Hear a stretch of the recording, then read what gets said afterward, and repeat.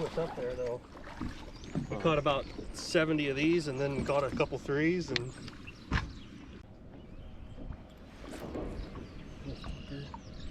there he is. Good one. It feels better. I'll get him though. Unless it's giant.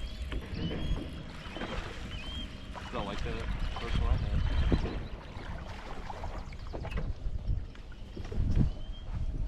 Well, it's gonna be a fun day. You just can't get sidetracked with these babies, you know it? Catch 'em. They will catch them up there.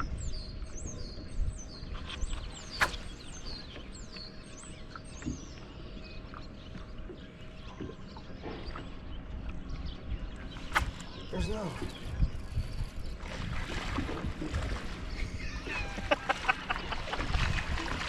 Oh, I love bass fishing. I don't care if they ain't big.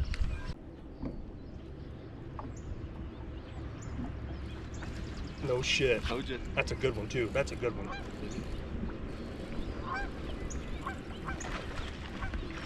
Maybe not. Another keeper, huh? Oh yeah. Oh dude. Bigger than you thought? Oh yeah. I might throw that spinner. I'm gonna throw that spinner. First time wasn't the one. The first time it moved the toys. That's a 3.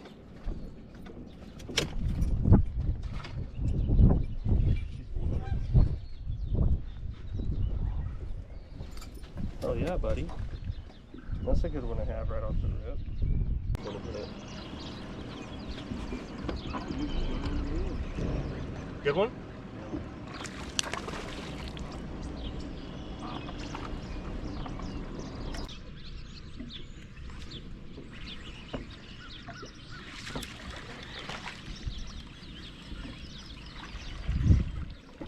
Morning. There's a keeper. I just had The another other one. one was bigger. I had another one. What? Nope, that's a 4 1/4. Really? I was thinking 3.6. Yes, sir, baby. What's up, big dog?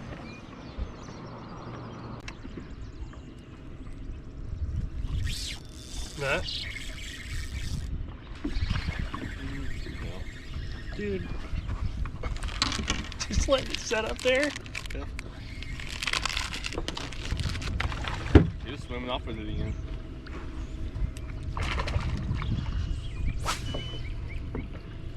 Cast. I almost hit that. So you want me to back off?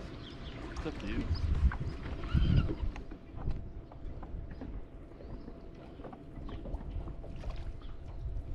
There's one. Good one. This is dumb. Coming back. This is dumb, isn't it? Is there? How far up? Got one of them? No. That one might help.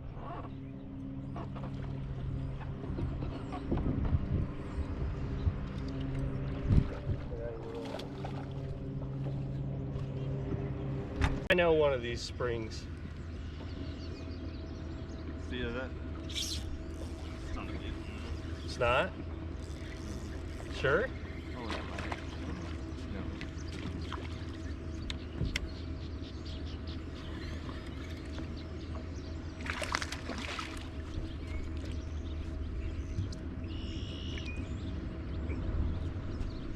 Did it?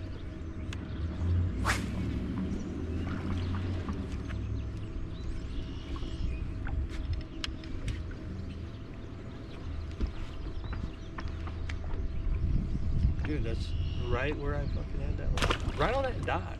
That's why I keep casting around it. That's what I did, the 4-pound dry cast at the end of it. So you got some on the bottom, some up top. Oh, he still has it. Good one? No. Sure. No. Oh, well. Well?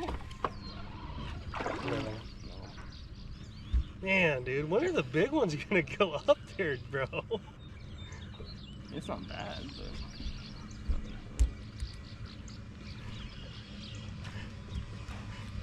Look at that, dude. Ball right. Good one? Why isn't there a freaking big one in there?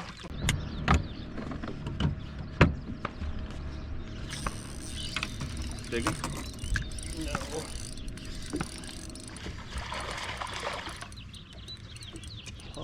The magic ball.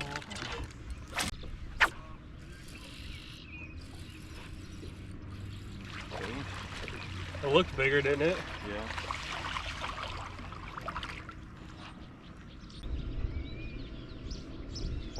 Get back more. Net? Net? No. I think that's what I don't think that's the same one, but Dude, oh my god, now they're gonna turn on again. I had a hit too that no. that's not even over a pound. Where? Alright guys, welcome back to another video. It's probably been like 2 years since I posted a YouTube video, and I posted shorts, and if you follow my TikTok page, I post on there. I'm trying to post a couple videos every week, but it's kind of hard since I don't have much old footage. So a lot of these videos or shorts are from this year with the new camera I got, which is a 360 camera. So I'm pretty excited about that. I still got to get a little tweaks fixed here and there, but all in all, it's been pretty cool to film with that. This is my steering wheel. I'm just sitting in the driver's seat. I got you guys propped up on my console here. But guys, today's video was a tournament that me and a friend of mine fished, Kevin, on Hamilton, which if you guys are familiar with Hamilton, it's, I don't know how big, probably 800-900 acre lake, if I had to guess. It's a really good lake. It's got a lot of shad in it, a lot of bags in the spring. It takes typically 18-19 pounds to win. This tournament, I think it was 18 or 19 pounds was caught, which I figured. I mean, I was here the weekend before, and there was a couple 19-pound bags. We had 16 something. But I was getting ready to say that this year I have been struggling.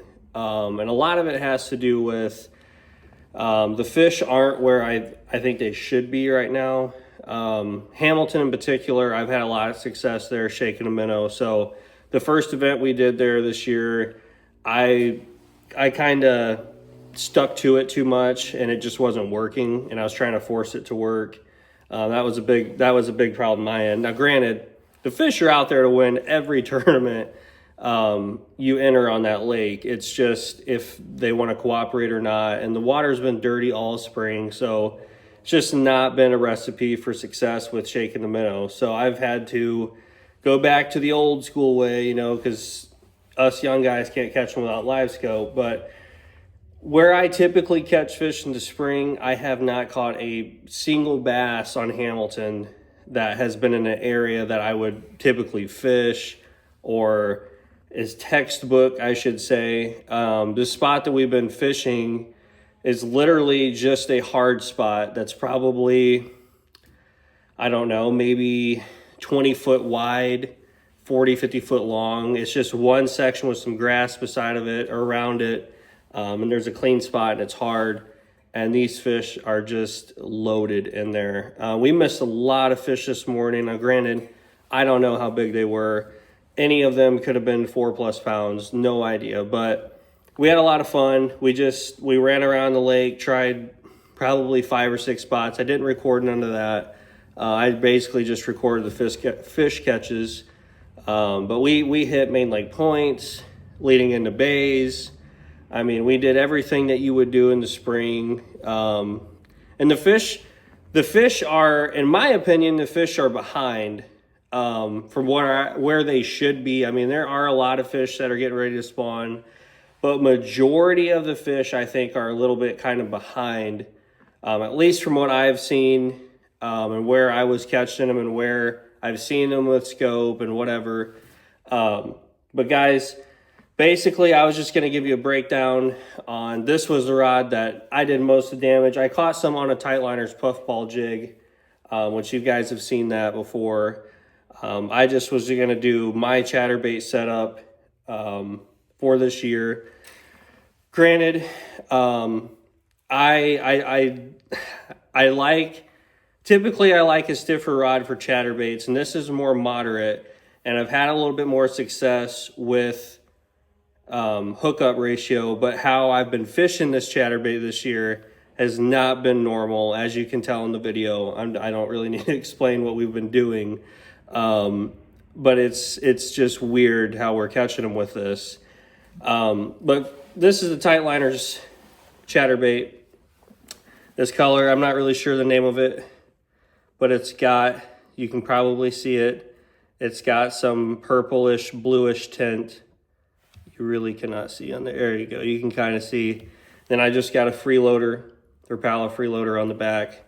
I don't know the colors on either one. All I know is it's white, and that's what they've been biting, because obviously the shad and whatnot. Now, we did catch some on black and fire craw. And I'm throwing this on. This is probably, if I really don't know exactly, I would say this is 17 or 20 pound Seagar. This is a Braze X. This rod is my chatterbait rod, but I kind of use it for a couple other things. So I put a Braze X on it, and the reel, a Baits Goat. I like this reel, but it's not the greatest for this size bait. I would recommend, if you're going with the baits, probably go with probably a Hundo or something like that. This reel is kind of designed for a little bit bigger baits. And then I got that paired up on a 7'1" medium, heavy, moderate fast Fenwick HMG rod. Guys, I'm not sponsored by Fenwick. I'm not sponsored by Baits. This rod is like 100. I shouldn't say, but it's I think it's mid $100 rod, and it is phenomenal for the price. I really like the action on the Fenwicks for some moving baits. I haven't got to experience with a lot of Fenwicks yet, but so far I'm pretty pleased with this one. And both of these can be purchased at The Angler. They're a sponsor of mine, and I definitely would check them out if you're in the area. They've got basically every brand you can think of, your big brands. They've got everything. I would definitely check them out if you're in the area. Bed fishing's getting on. This tournament, I did have my live scope in perspective mode at first, because not for where we started, but I was going to go in an area and look for some beds on a flat, and it just wasn't, I didn't feel it. We did go in the area I wanted to. I didn't record that area. And I know they're there. It's just, I'm not going to sit there and bed fish and chocolate milk and rely on, I'm not too familiar with perspective mode. I have caught a lot of fish off perspective mode bed fishing, but I'm not going to sit here and say I'm comfortable doing it, and especially in a tournament. So I'm still advancing with my perspective mode. But all in all, this was an awesome tournament. We didn't win, but I did what I wanted to do. We just never ran into the big bite. Hamilton's one of those lakes that you pretty much have to get those big bites to win. There are times that it's in a funk, and it only takes 14, 15 pounds to win. But I knew this one was going to take that 17, 18 pound mark, which is exactly what it was. But yeah, guys, I'm going to start posting some more. Most of my videos are going to be tournaments, whether we win or not. I'll just post them if I get enough footage to make it a video. This one, I've got quite a bit of footage. I would say today we probably caught, I know I probably caught 20 or 30. I know Kevin outfished me. Granted, I didn't get everything on video because we ended up running out of SD card storage. So it was a phenomenal day. Would I do anything different? After he caught that 4-pounder, I probably would have just never came back to that spot. But it's so hard to not come back to an area when you've caught 20 or 30 fish, and 2 of them being a 4 and a 3. And then the prior weekend, you weighed in 16 pounds off the same spot. It's like, the fish are there to do it. It's just you would literally have to time it and get catch all of them that bite. But no, I probably wouldn't do anything different. Maybe I'd hit some other stuff that I didn't hit today, which there's a lot of people on stuff that I wanted to fish, but it is what it is. But yeah, guys, definitely keep an eye out for the channel. I'm going to try and post all of my BFLs this year on Michigan Division. And I might hop into one before there and just to get the ball rolling and get in the rhythm of things. My first tournament up there will be the Monster Quest Cash for Bass. I'm not fishing that BFL, which is scheduled the same day. I think this tournament is a little bit more rewarding. Maybe not rewarding, but it's definitely worth the money, and we're not limited to live scope. I have my own opinion on that, and it's not because I'm afraid that I can't catch them without live scope. It's just, if you fish up there, you know what I'm talking about.